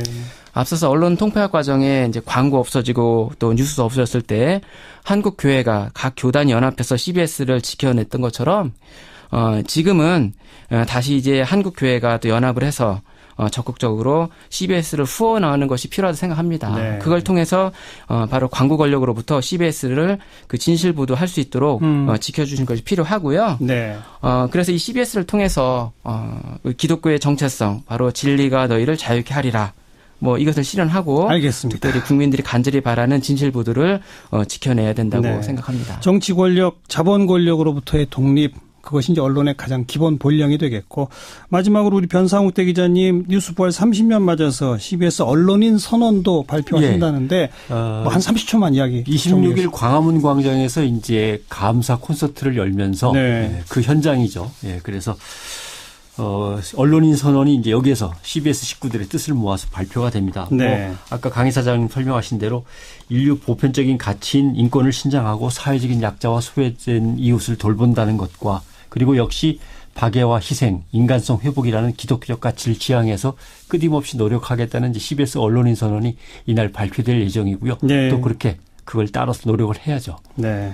조금 아까 황 교수님 지적해 주신 정치 권력뿐 아니라 광고 권력, 자본 권력으로부터의 독립, 게다가 CBS 언론인 선언에는 참 제가 좋아하는 표현이 하나 들어있어요.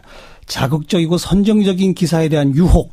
네. 여기로부터 우리를 지켜냅시다라는 그런 정신으로 그런 정신으로 저희 CBS는 앞으로도 계속 굳건하게 노력하도록 하겠습니다.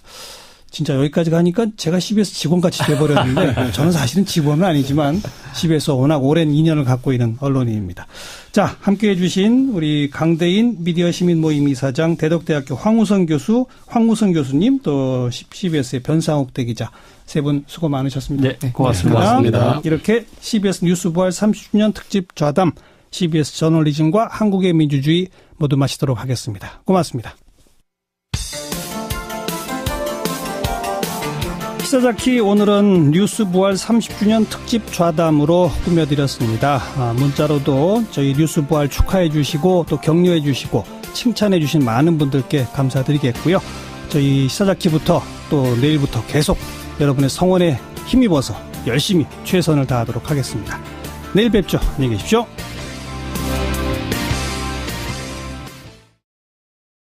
이상돈 의원도 방송에서 강하게 반발하더라고요. 예. 우호적인 쪽을 공개적으로 밝히는 사람들은 누구예요? 김동철 원내대표가 거의 공개적으로 이야기를 하고 있죠. 주호영, 예를 들어 정치인들이 말을 약간 과장해서 할 수는 있지만은 없는 이야기는 할 수는 없거든요. 주호영 원내대표가 김동철 원내대표 어제 나 찾아와가지고 이렇게 이야기했다 말했지 않습니까? 그렇죠. 그리고 처음 공개한 것도 그렇고, 뭐 주승용 전 원내대표 포함해가지고 한 10여 명의 긍정적인 의원들이 회동도 한다 그래요. 그리고 수도권 쪽도 긍정적이고요. 호남 의원 가운데서도 김동철, 주승용 다 호남 의원이잖아요. 그러니까요. 입장이 갈리는 그런 양상이네요. 지금은 그럼 그 세가 팽팽한 거예요?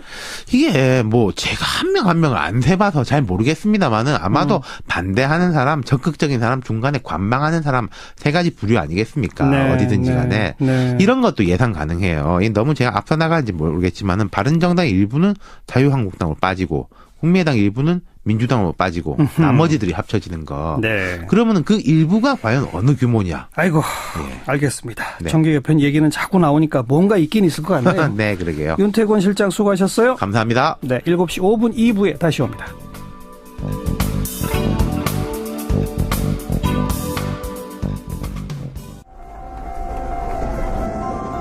이 모든 보도 기능이 오늘로 종결되고 역사적인 마침표를 찍으면서 기독교 방송 CBS 보도가 우리나라 방송 언론사의 한 페이지를 차지할 것으로 믿습니다. 그동안 저희 기독교 방송을 아껴주시고 성원해주신 애청자 여러분에게 뜨거운 감사를 드립니다. 네, 청취자분들 깜짝 놀라셨죠? 방금 울먹울먹하며 뉴스 마지막을 장식한 1980년, 그러니까 지금부터 딱 37년 전에 CBS의 마지막 뉴스였습니다. 신군부가 언론 통폐합 조치로 CBS로부터 보도 기능을 강제로 빼앗았습니다. 그 마지막 뉴스 장미영 아나운서의 목소리로 지금 함께 들어보셨고요. 그리고 7년 만에 CBS 뉴스를 다시 살려내라, 이런 시민들의 요구로 CBS 뉴스사가 다시 부활하게 됩니다.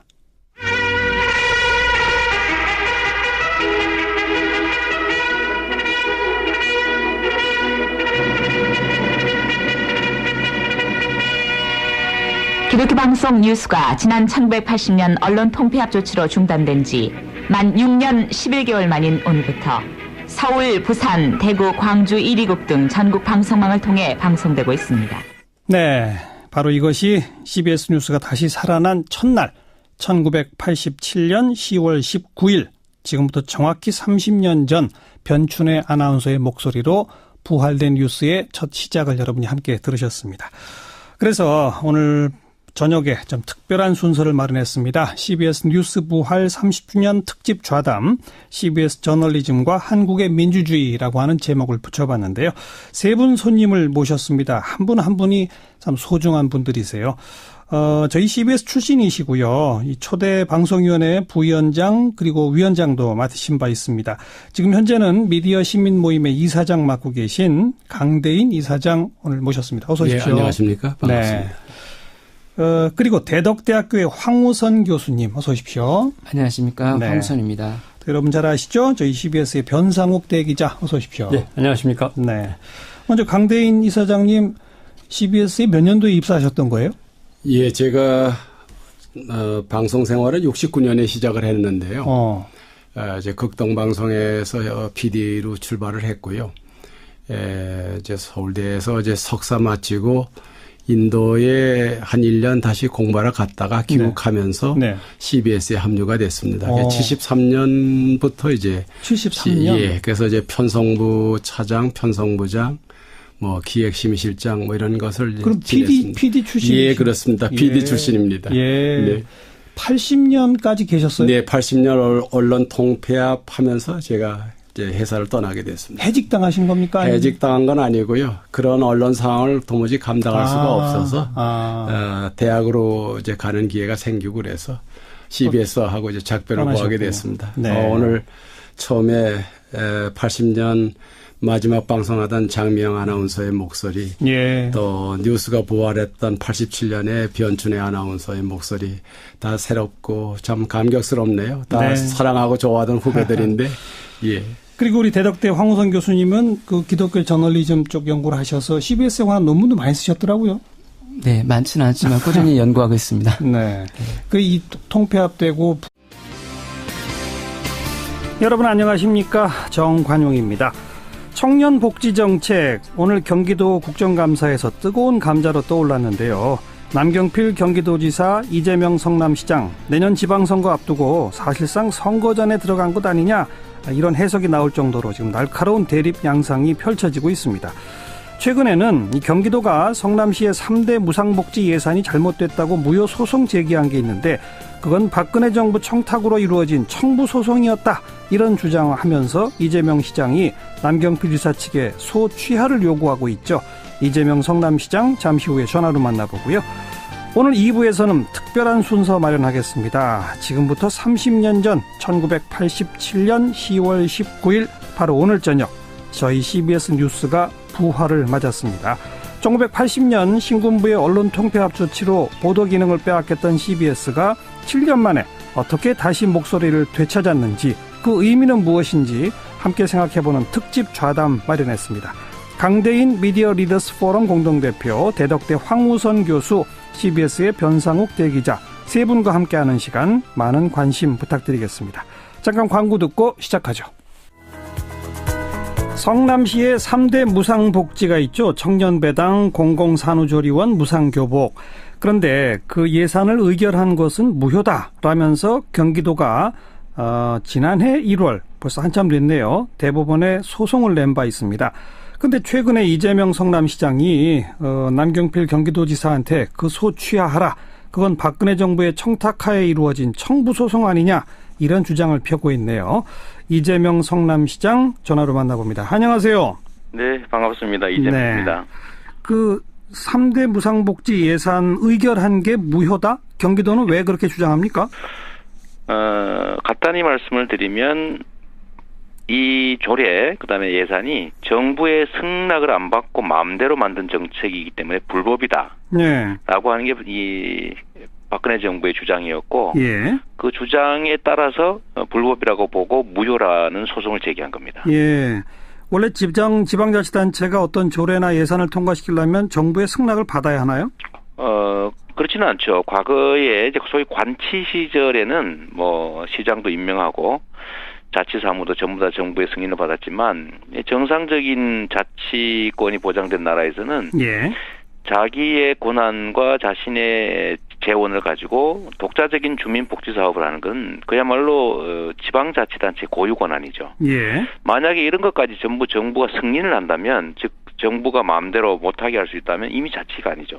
예. 그런데 박근혜 정부는 성남시가 이제 자체 재원을 가지고 자체의 조례 재정권에 의해서 조례를 만들고 정부의 지원 없이 자체적으로 만든 이 3대 복지 예산을 예. 정부의 동의를 안 받았다. 난 동의해 줄 수가 없다. 네. 그러니까 하지 마라고 했는데 그냥 했으니까 이게 불법이다 이렇게 주장한 것이고요. 예, 예. 근데 중앙정부는 직접 성남시에 소송을 제기할 수 없으니까 경기도에게 소송을 제기하도록 압력을 행사해서 경기도가 결국은 자기들 이해관계도 없는데 네. 같은 자치단체끼리 그야말로 그 일종의 자해성, 자치권을 침해하는 소송을 한 겁니다. 예.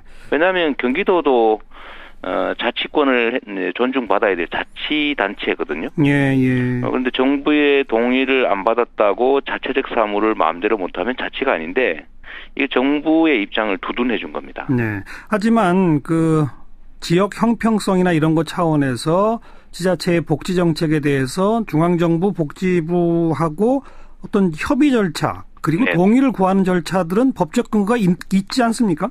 이제 이게 바로 이제 문제의 핵심인데요. 예.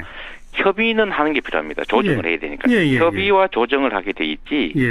합의나 승낙 동의를 받으라고 돼 있지 않습니다. 이 법조문은 매우 중요한 그 문헌에 의해서 해석해야 되는데요. 법조문에 그래서 협의하라고 돼 있죠. 네. 자치권을 행사하는 것이기 때문에 마음대로 못하게 해도 안 되고 또 마음대로 해도 안 되고. 그렇기 때문에 협의해라라고 돼 있고 협의가 안 되면 조정해라 이렇게 돼 있습니다. 그런데 그럼 조정이 안 되면 어떡할 것이냐에 대해서는 조항이 없는 거죠. 이걸 왜냐하면 국회에서 이렇게 법을 만든 이유는 자치단체에 대한 정부의 통제가 지나치면 안 되기 때문에 그렇습니다. 알겠습니다. 네네. 지금 그 협의 조정이라고 명기되어 있는 그 법의 해석을 둘러싸고 논란은 분명히 있습니다. 그렇습니다. 박근혜 정부가 펴온 주장과 지금 경기도가 대법원에 제소한 주장과 지금 이재명 시장의 주장은 어쨌든 법적 판단은 아직 못 받아본 상태예요. 그렇습니다. 대법원에 계류 중입니다. 좋습니다. 아직도 안 하고 있습니다. 계속 계류 중이거든요. 그런데 이걸 마치 승인받아야 되는 것으로 생각하는 것 자체가 정말로 이해하기 어렵고요. 문제다. 승인이라는 표현을 하면 안 되죠. 왜냐하면 남경필 지사께서는 다선의 국회의원이시고요. 법을 만드는 분이셨기 때문에 법률 용어에 대해서 매우 신중해야 됩니다. 알겠습니다. 정부는 승인하면 안 되는 거거든요. 승인을 받아야 된다고 생각하는 것 자체가 자치와 관치를 구별하지 못하는 거다. 아무튼 그거는 아까 제가 정리한 것처럼 협의 조정만 명기되어 있는 법조항에 대한 해석의 차이 이렇게 보고요. 또 하나 남 지사가 오늘 한 발언 중에는 문재인 정부의 보건복지부도 안 된다는 거를 이런 표현이 들어있거든요. 지금 현 정부의 복지부도 경기도 3대 무상복지에 대해서는 안 된다고 하는 입장입니까? 경기도의 청년 정책에 대해서는 복지부가 아마 협의를 해준 것 같습니다. 그러니까 동의라고 해석하면 안 되고 협의를 완결해 준 거예요. 특별히 문제를 발견할 수 없다 이런 뜻이겠죠. 협의를 완결해 줬기 때문에 승인했다고 표현하시는데 이건 승인이 아니고 협의를 절차를 마쳤으니까 하는 거 좋습니다. 그런데 성남시와 관계된 것은 이제 복지부가 이 점에 대해서 이미 이제 협의를 안 해준 거고. 그게 이제 국무총리 쪽으로 넘어가 있습니다, 이게. 그러면 이게 소송이 계류 중이다 보니까 아마 복지부 입장에서도 소송 중인 걸 어떻게 하기 좀 어려울 수 있어요. 잠깐만요. 그러니까 그 협의 중에 안 돼가지고 국무총리 쪽으로 넘어간 거는 이미 박근혜 정부 때입니까? 그렇습니다. 그러니까 문재인 정부로 바뀐 후에도 복지부는 소송이 걸려 있으니까 나서기가 어렵다? 아니, 그렇지 않습니다. 그럼요. 이제 그런 상태에 있는데 현재 이제 정권 교체가 됐지만 아직 복지부는 업무 파악 중일 테고요. 이 점에 대해서는 이제 뭐 검토 중이겠죠. 검토 중일 텐데 복지부가 승인을 했으니까 이거는 합법적이고 승인을 안 받았으니까 불법이라서 무효고 이 입장을 가지고 있는 것 자체가 저로서는 매우 놀랍다는 것이죠. 그러면 결국 지방자치라고 하는 걸 부인하게 됩니다. 아무튼 조금 애매한 조항들과 복잡한 행정적 절차들 사이에서 서로 입장 차이로 소송까지 가 있다 이런 거고 지금 이재명 시장은 그게 정치적인 탄압 아니냐 이렇게 보시는 거로군요. 그렇습니다. 이게 지방자치단체가 지금 자치권이라고 하는 거는 정부가 돈 대준 것도 아니고 지방자치단체가 자기 예산을 가지고 그러면 자기의 조례에 의해서 주민들이 복리에 관한 업무를 하는 것인데 이런 걸 보장하는 게 자치고 가능하면 이게 존중되는 방향으로 해석해야 되는데 자치정부를 맡고 있는 도지사께서 스스로 이런 걸 소송 제기하고 하니까 저로서 참 난감하죠. 남 지사가 페이스북에 쓴 글을 제가 읽어드릴 테니까 답변해 보세요. 아무 노력도 하지 않고 막말 싸움만 하려니 참 답답하다. 이 시작은 제발 막말보다 절차를 먼저 따라달라 이렇게 썼는데요. 막말이 아닌 걸 막말이라고 하는 게 막말이죠. 절차 따를 건 다 따랐다? 절차는 다 따랐죠, 저희로서는. 그럼 정부가 동의하지 않으면 아무것도 하지 말면 자치권을 포기하는 거죠. 알겠습니다. 그 대법원에 간 게 벌써 한참 됐는데 그 대법원은 심리를 하고 있나요? 안 하고 있나요? 하고 있겠죠, 나름. 근데 아직 결론은 안 났고? 정치 특히 이제 국가기관끼리 예. 분쟁을 법원에 맡기는 건 옳지 않은 행위입니다. 사실. 예, 예.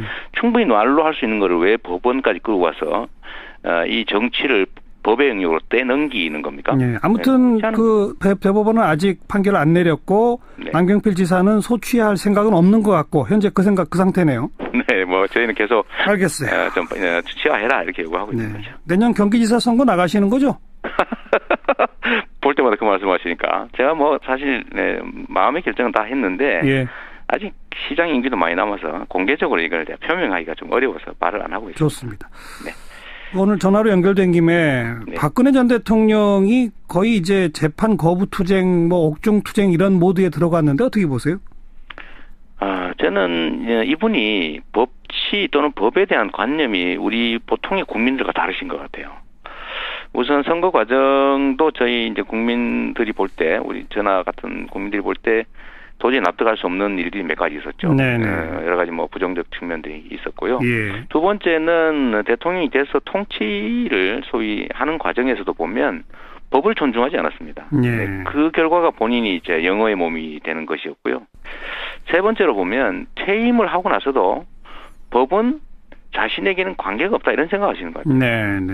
아니 사법기관도 국가기관이고요. 검찰도 예. 국가기관이고 거기서 죄가 된다고 해서 또는 뭐 혐의가 있다고 해서 수사하고 기소하고 재판하고 구속하고 하는 건데 그걸 전혀 인정하지 않는 거죠. 예. 그래서 저는 이분이 법에 대한 인식 자체가 좀 다르다는 생각이 들고 또 한 가지는 이제 소위 이제 법에 의해서 정당하게 본인이 구제를 받거나 아니면 지금 영어의 몸을 벗어날 수 없다고 보니까 네. 이제 정치 투쟁으로 전환하는 것 같습니다. 예. 이제 법을 존중하기보다는 법을 좀 무시하고 정치적 문제를 만들어서 더군다나 국제적으로 정치적 문제를 만들어서 네.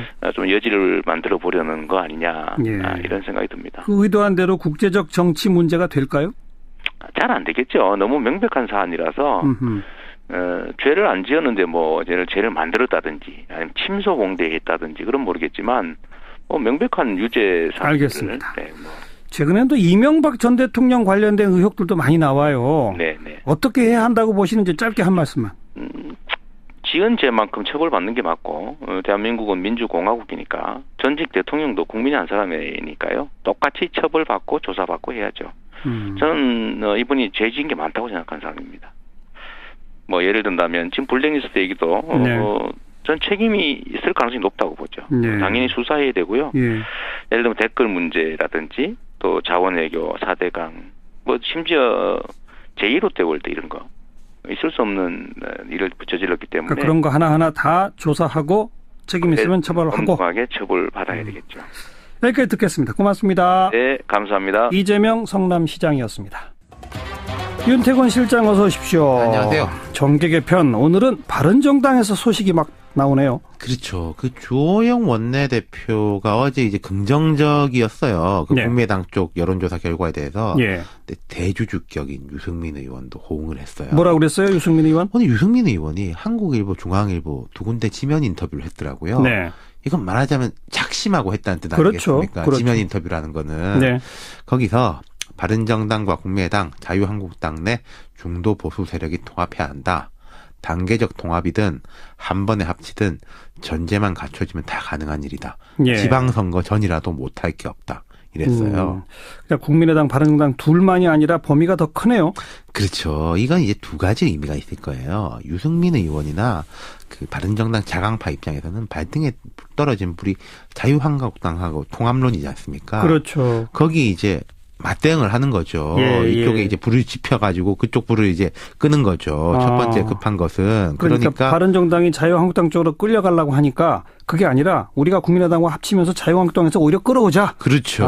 맞불이네요. 그건 이제 방어적인 공세적 방어가 되겠죠. 그렇죠. 그리고 이렇게 뭐 바른정당 입장에서도 지금 이제 독자적으로 뭐 하기에는 힘든 게 분명히 있으니까 뭐 속내는 괜찮은 것도 있는 거겠죠. 국민의당이 후보를 내기 어려운 지역은 우리가 내는 방식의 선거 연대 가능성도 열어놔야 한다. 지방선거 이야기입니다. 성사된다면은 유연하고 전략적으로 임해서 더불어민주당, 자유한국당과 결합을 것이다. 삼자 정립이죠. 예. 이건 사실 옛날부터 나오던 이야기예요. 그렇죠. 국민의당하고 바른정당이 현역 의원만 따지면 겹치는 지역이 단 한 곳도 없어요. 바른정당은 주된 구성이 영남 플러스 수도권. 그렇죠. 국민의당은 호남 플러스 비례대표죠. 예. 김성식 의원 수도권에 한 명 있지만은 예.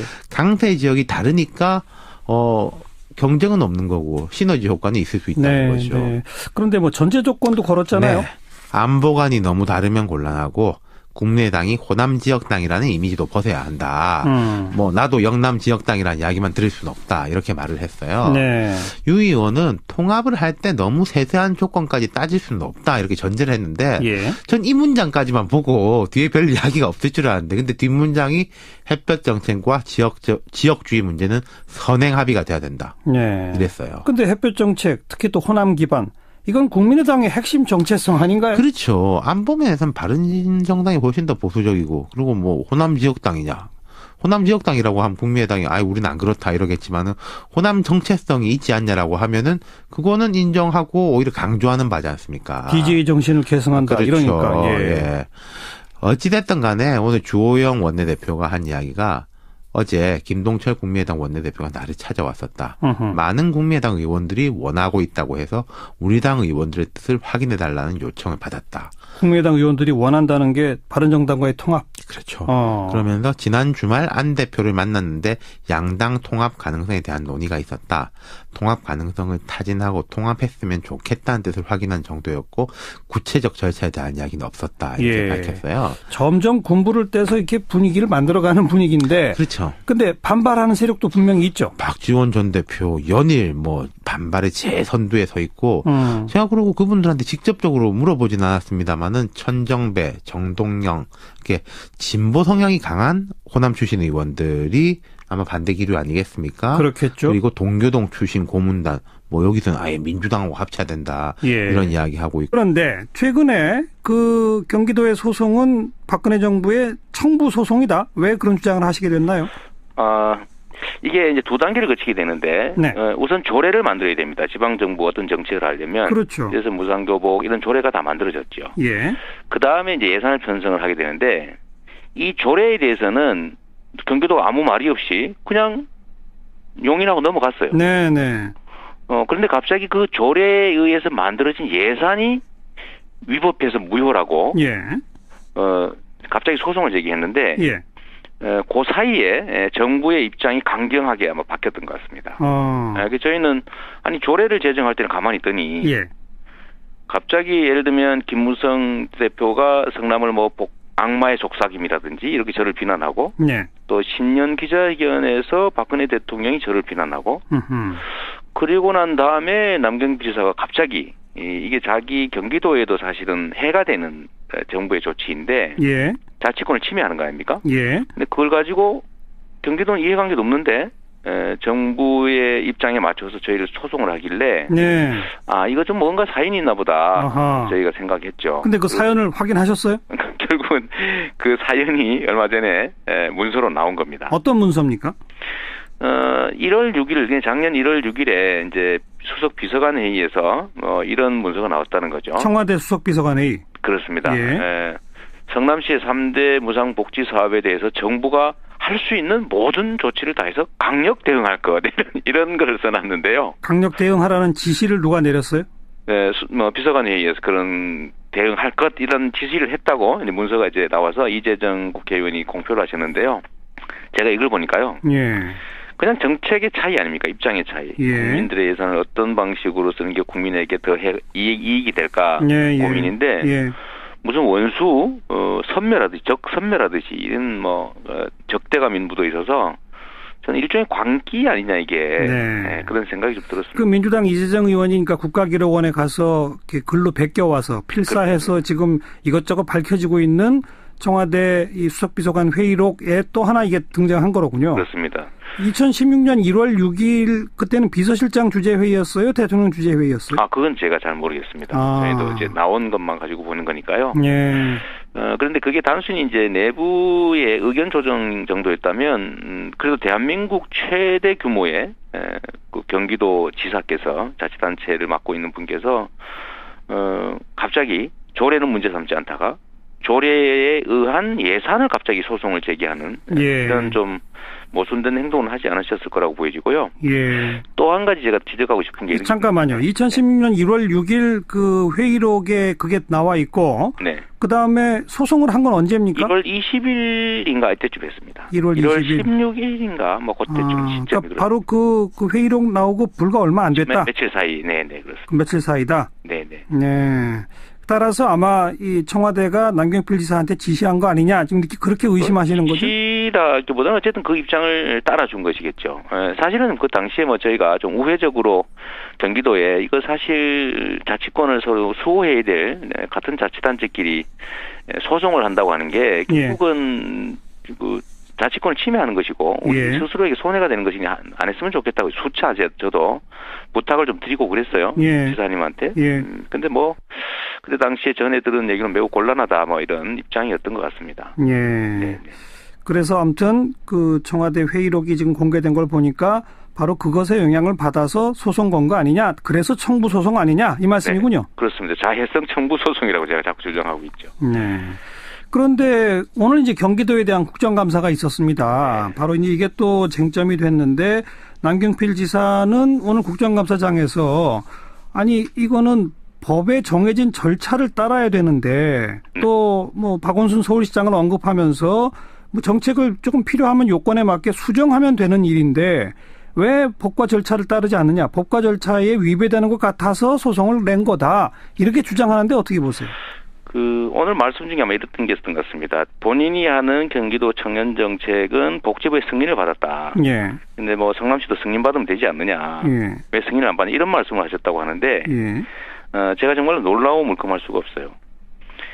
지방자치단체는 자치단체입니다. 그야말로. 자치권을 가지고 있고 그 자치권을 지켜내는 것이 자치단체 책임자의 중요한 역할 중에 하나죠.